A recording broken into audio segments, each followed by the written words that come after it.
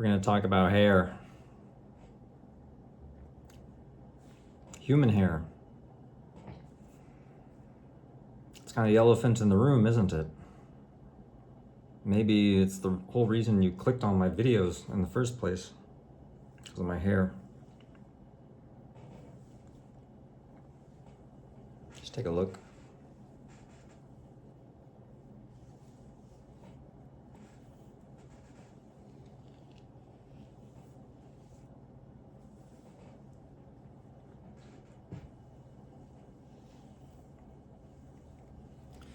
I'll give you some basic facts about hair.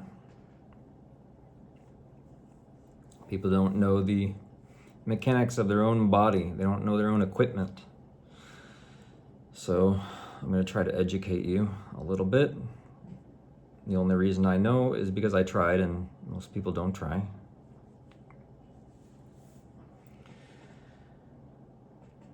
So the main thing that most people don't know is that hair has a terminal length, and that means that it has a maximum length that it can grow.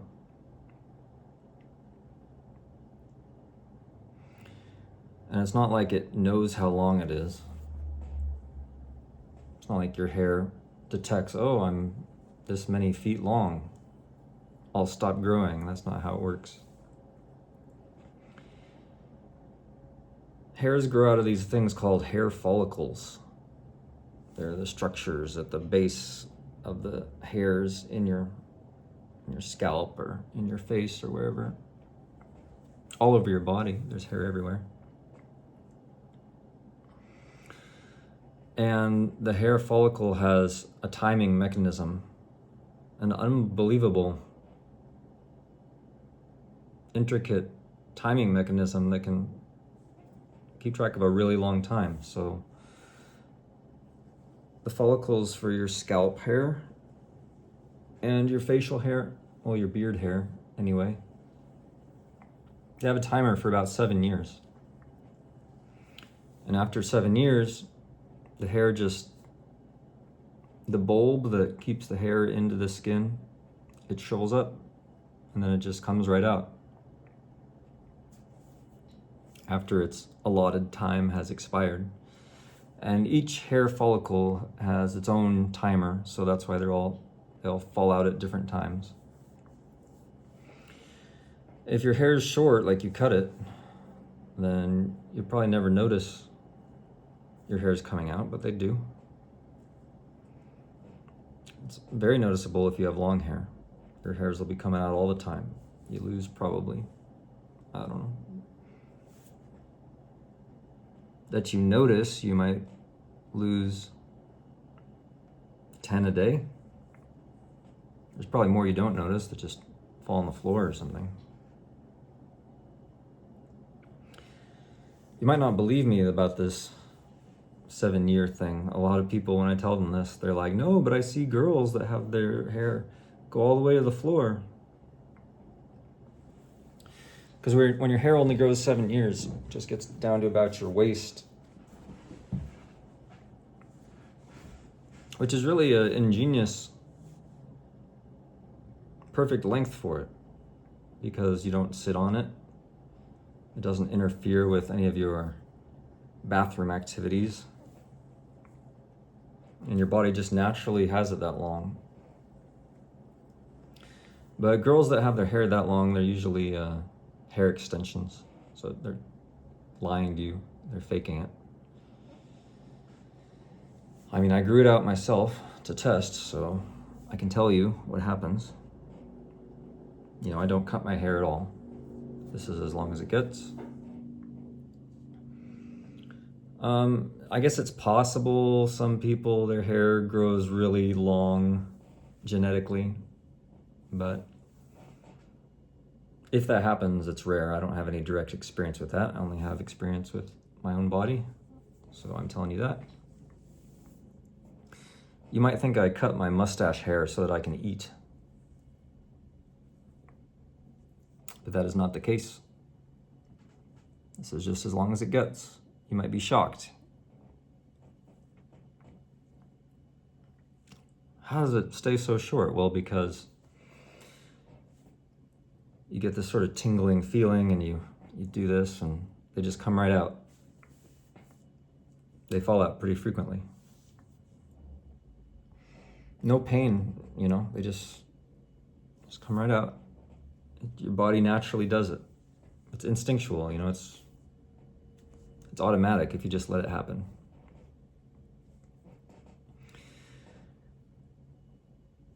I sometimes say that growing out your hair is the hardest thing you'll ever do that requires doing nothing.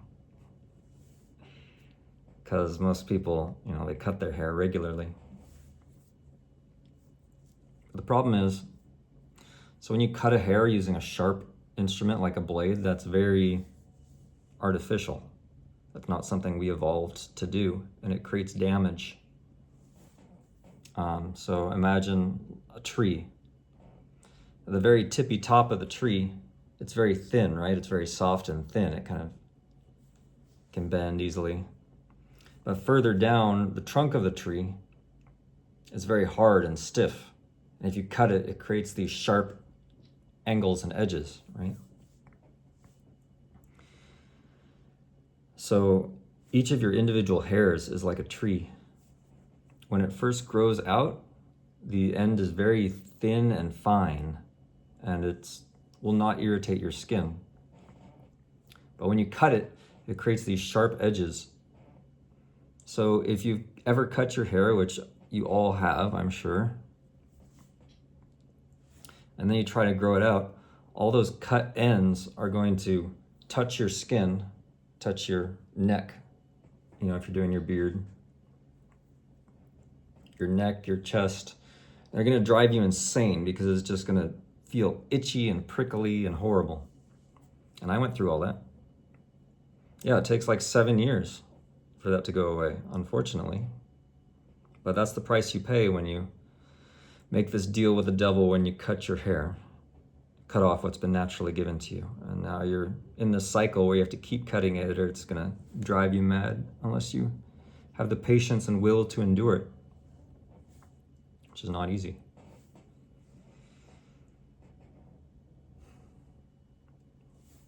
Hair is one of many of your body's amazing natural mechanisms to thermoregulate, which means to keep your body at an ideal temperature. It's great in the winter or in the cold because it's like having a woolly blanket. You can just drape over yourself wherever you need it. It holds heat against your body really well. It can be moved around. And during the summer, it's great too because it's like a shade. It's like a layer of protection against direct sunlight, so it doesn't go directly onto your body where you would overheat. Instead, the light stops at your hair and like radiates out. And see how it's all like, it's got tons of space, it's very airy, breathable, so that the heat like radiates out, you see. So it's great in winter, it's great in summer, it's really just amazing. People think, oh, all this long hair, don't you overheat in the summer? No, it's quite the opposite. And it's so movable, you can just, if you're overheating, usually it kind of happens in the neck. You get a little too hot, so you can just move it out of the way, and now you instantly get way cooler. So it's really amazing, really incredible, your body's natural hair, what it can do. People don't even know this. They don't even know that it has a terminal length. Like, I like to explain it like your arm hair, like these little hairs on your arm. You don't cut those, do you? I mean, some of you maybe do, but I don't. I guess probably a lot of people don't.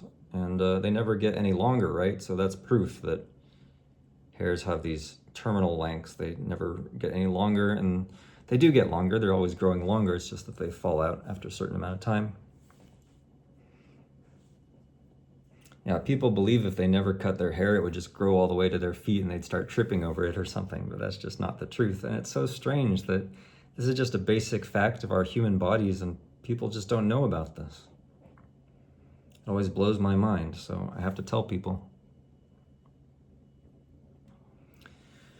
Doesn't a mustache get in the way of eating?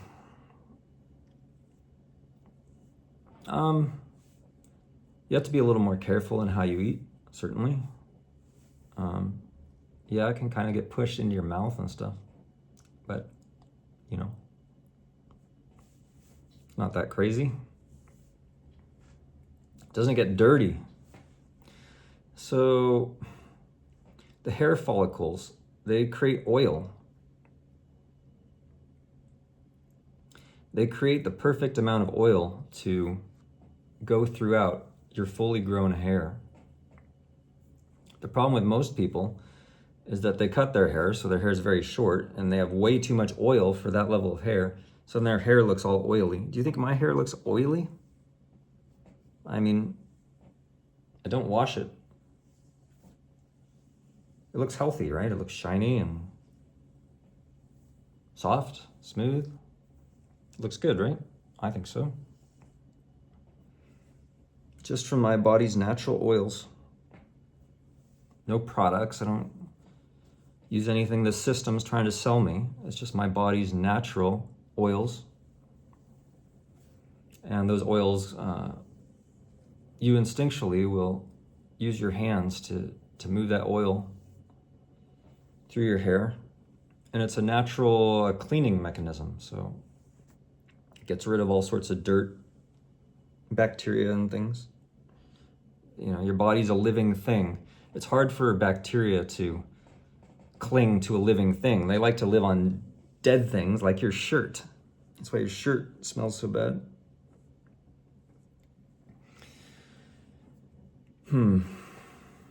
What else? I think those are the main things I wanted to cover. Our bodies are really amazing machines. They evolved to adapt and survive to all sorts of different difficult climates and serve us and preserve us. So I think it's awful. I think it's disrespectful to cut off this part of our body. It's a good, functional part of our body, and in my opinion, it's best that we keep it. Keep it and use it and enjoy it. Don't cut it off and throw it away.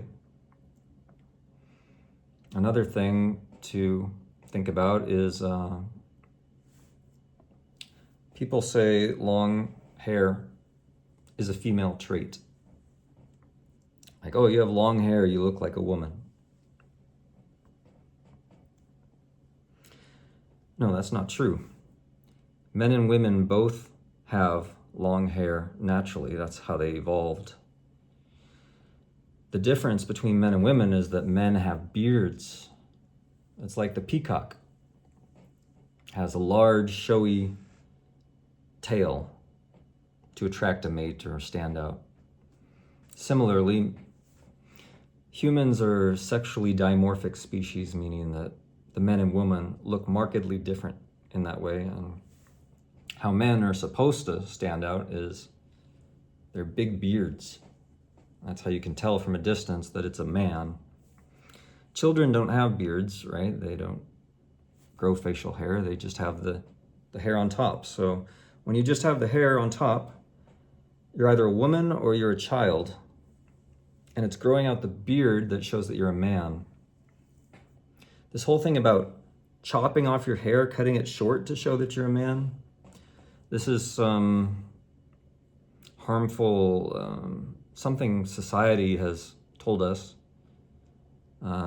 It seems it's there to humiliate us, basically, cutting off our masculinity. All these commercials shaming us. Ooh, it's gross to have long hair. You know, it's dirty. It's full of germs. You know, they try to scare you. It's not dirty. It's soft and wonderful. So they try to get you to sever your beard and sever your hair. So this is kind of like a thing from the military. So when you're in the military, they want you to keep your hair very short, so I guess it doesn't get caught in things and create difficult combat situations or something. I'm not really sure exactly why, but it could also be a humiliation ritual in the military, like a hazing ritual, like a conformity. Everyone needs to do this, like humiliate yourself by severing off a part of your body to serve us so that you can be part of our team, and that gives you more group cohesion or something like that. But certainly not natural. We evolved to have long hair. I think it's indisputable. Like, our body tells us how we evolved by what it does naturally, what you feel and what happens in the absence of like all these artificial products we have, like scissors, like, you know, if you're evolving in the jungle somewhere thousands of years ago, tens, hundreds of thousands of years ago, like, what incentive are you going to have to cut your hair? You want to keep warm, right? So keep it long. And it must have been long, because how would it evolve to be this way unless everyone did it like that? We have such a short memory. We only have like 3 or 4 generations of memory at a time.